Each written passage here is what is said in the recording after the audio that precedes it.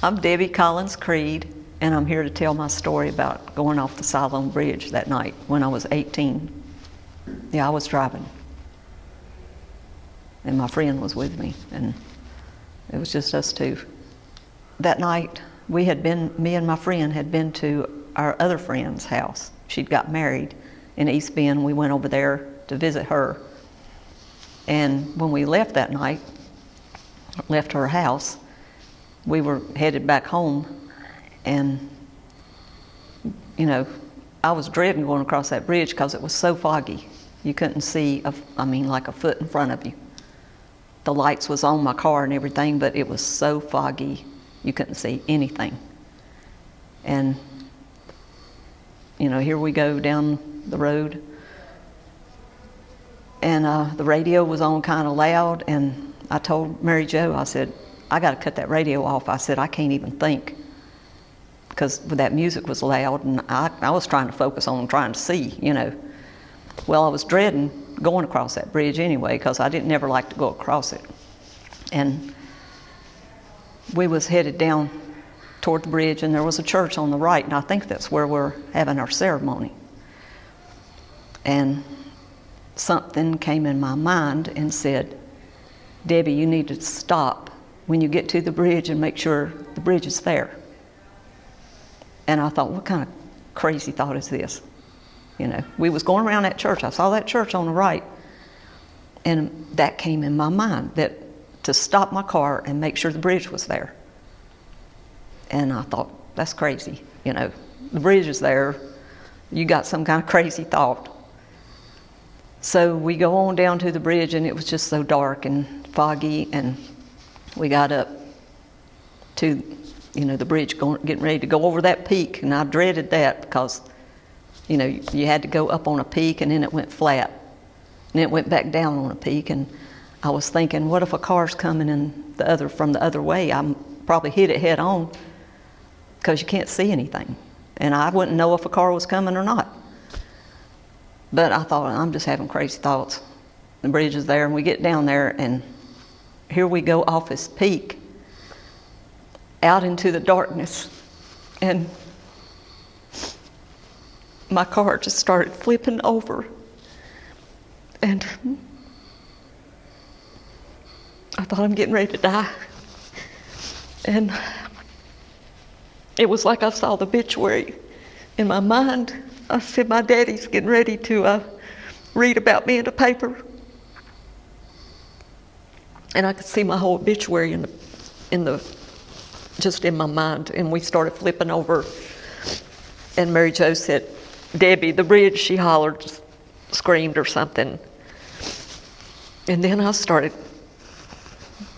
thinking about where am I going to go, I'd always been a Christian, and I was raised in a Christian home, but I just screamed out to the top of my lungs. I said, God, save me. I don't want to go to hell. I screamed it out, and my car flipped over, and it was just like my car was flipping, but my hands was, moving with my car. And when my car stopped, it wasn't a loud thump. It wasn't a bump. It wasn't hard or anything. It was just like it went smooth out into the darkness and flipped over. And I was just like sitting in my seat the whole time. And it flipped over, and it was just like I was still sitting in my seat. And my car was upside down, but I was just like I hadn't moved. And I could look through the windshield. My windshield was busted out and saw all that water rushing. And Mary Jo said, we're floating down the river. I said, no, we're not floating down the river. I said, we're not floating down the river. And I was trying to figure out where we were at, what was going on or what was around us, because all I could see was water. So I looked out of my windshield, and I saw a man over there in his white car hanging out of his windshield. I think it was his back windshield. Half of him was in the water, and half of him was out. Well, we saw a car come up from where we was at. We was afraid it was going to come over on top of us. So we kind of moved over to the edge. That man had got out of his car somehow. We tried to help him, but we couldn't somehow or another. He got out. and he was going across the bank, said he was going to go get help. So we were there by ourselves after he left. I don't know how long, it don't seem like very long, but we thought that car was going to come over on top of us. But the lights stopped up there, so it didn't come over on top of us, and we just kept standing there waiting, you know, for help. And I guess then the rescue squad, I can't remember, they came and they put that ladder across from the bank over there.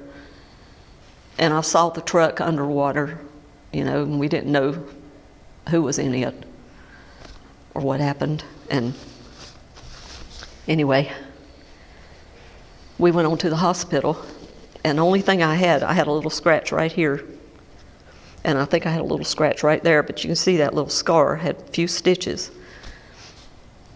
And I went home the next day.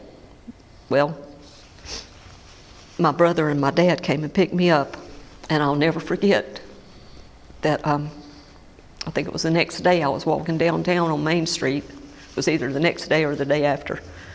And the sky had never looked so blue, and the grass had never looked so green. Everything was so vibrant, the colors and everything. And I looked up at the sky and I thought, God, you're real. I know what I saw last night, and I don't know why,